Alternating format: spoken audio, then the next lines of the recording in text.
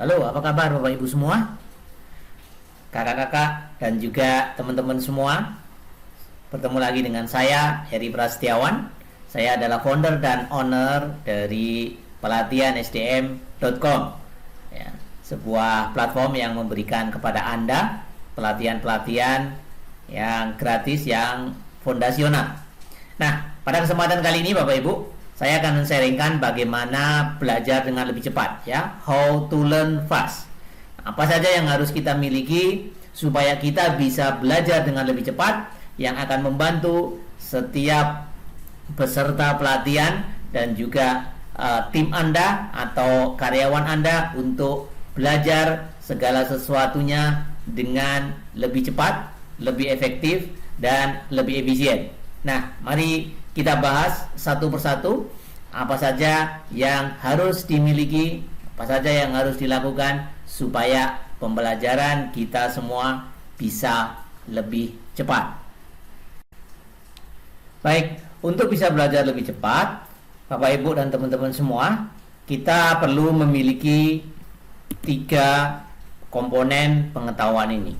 Yang pertama adalah kita harus tahu building block belajar. Nah, nanti kita akan pelajari lebih detail lagi mengenai building block belajar, ya. Yang pertama adalah kita harus mengetahui mengenai human competence. Ini akan menjadi dasar dari kita belajar memiliki pengetahuan dan kompetensi-kompetensi yang berikutnya, yaitu kompetensi bisnis, yaitu business competence. Nah, kita perlu mempelajari human competence terlebih dulu supaya bisa menguasai business competence. Ya, misalnya human competence itu adalah contohnya bagaimana kita bisa mengelola stres. Apa yang terjadi di dalam pikiran dan juga tubuh kita manakala kita stres. Kemudian kita mempelajari mengenai hormon-hormon stres sehingga kita bisa mengelolanya. Sehingga pada waktu kita belajar mengenai bisnis kompeten dan juga technical kompeten atau professional competence, kita bisa jauh lebih efektif, jauh lebih tahan terhadap stres pada saat belajar maupun bekerja.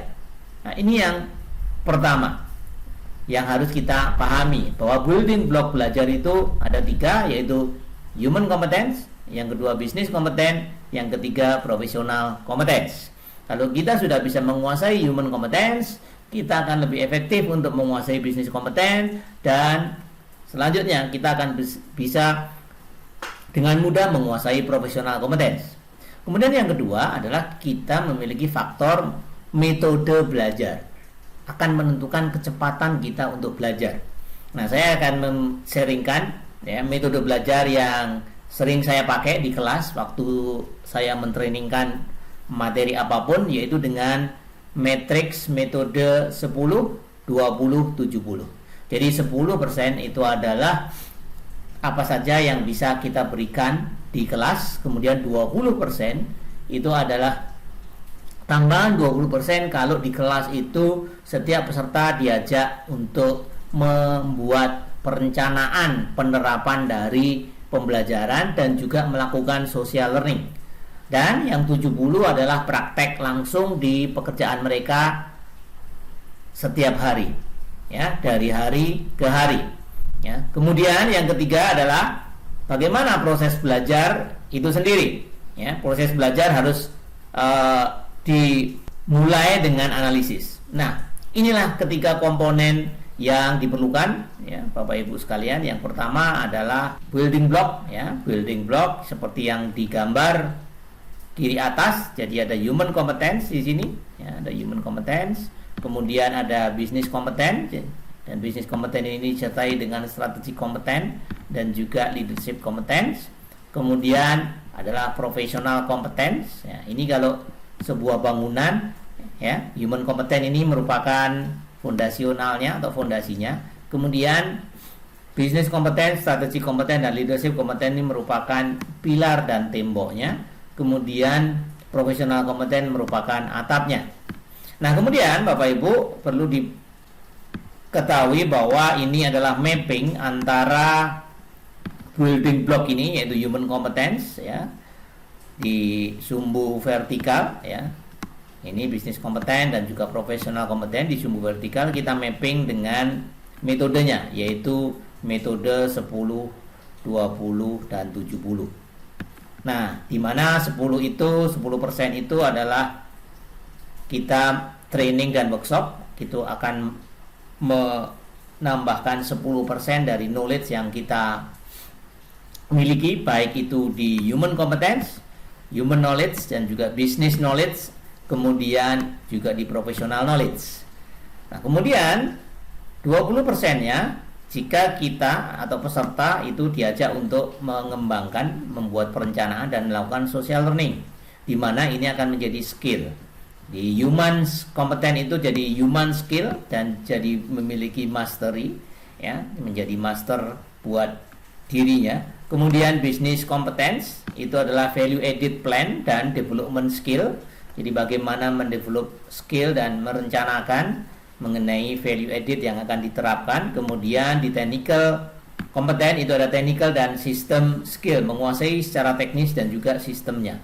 Kemudian kita menerapkan apa yang sudah kita rencanakan untuk dilakukan di pekerjaan, yaitu dengan merealisasikannya. Ini 70%. Tentunya ini merupakan tantangan yang cukup besar bagi setiap peserta untuk menerapkannya. Hasilnya apa di human competence, ya, kriterianya kalau peserta tersebut sudah mampu untuk mengempower orang dan juga memberikan nilai tambah, ya, dari sisi people dan human, mungkin bisa timnya, temannya gitu ya, mungkin subordinate-nya. Kemudian dari sisi bisnis kompeten itu kita ukur dengan nilai tambah secara ekonomi.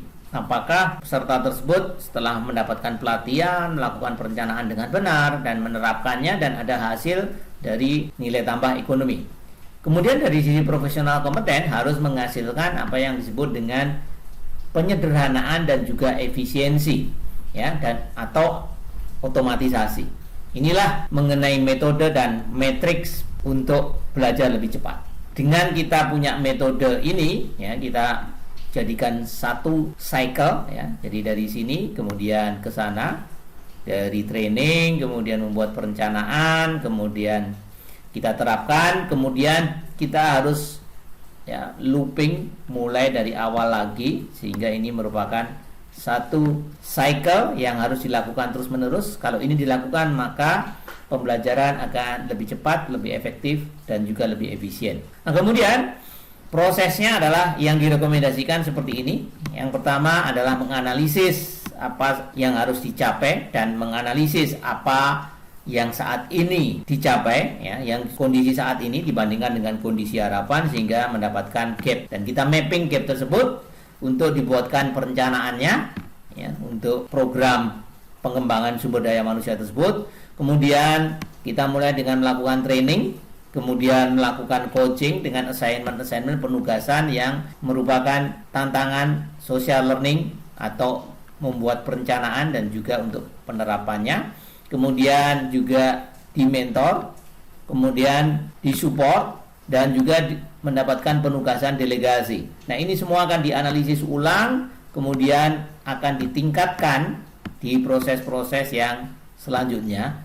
Demikian seterusnya, sehingga pembelajaran akan lebih cepat, namun tidak hanya lebih cepat, tapi juga akan berkesinambungan dan terus mengalami improvement, jadi continuous improvement.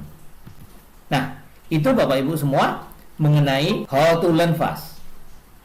Ya, nah, pelajari, terapkan bagaimana Anda memberikan pelatihan kepada tim Anda, kemudian bagaimana Anda memberikan tantangan berupa development, planning, dan social learning.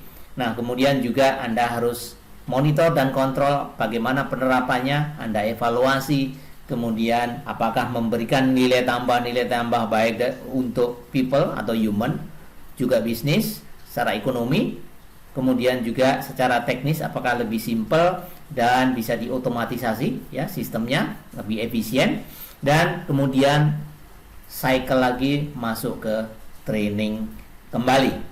Nah, Bapak Ibu, inilah bagaimana cara how to learn fast. Semoga bermanfaat bagi Anda.